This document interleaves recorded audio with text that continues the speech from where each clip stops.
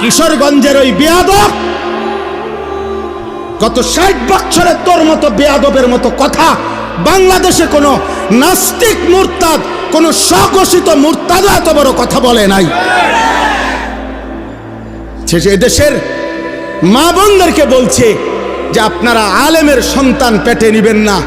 আরে বেটা বেয়াদব, তোর মতো বেয়াদবকে, তোর মা বাপকে যদি কোনো আলেমে দিন বিয়ে না পড়াইতো তো তুই ফজলুর রহমান কোনো নেককার চরিত্রবান কোনো পবিত্র নারীর ঘরে জন্ম নিতে পারতি না বেটা। তুই এখন মোল্লা চেনো না? ইসলাম এক জিনিস, মোল্লাতন্ত্র আরেক জিনিস। ইসলাম তোর আব্বার, ইসলাম তোর বাবার নাকি বেটা? হ্যাঁ, ইসলাম তুমি আনছো নাকি? এজন্য এটা স্পষ্ট, এই বেয়াদব চূড়ান্ত বেয়াদব।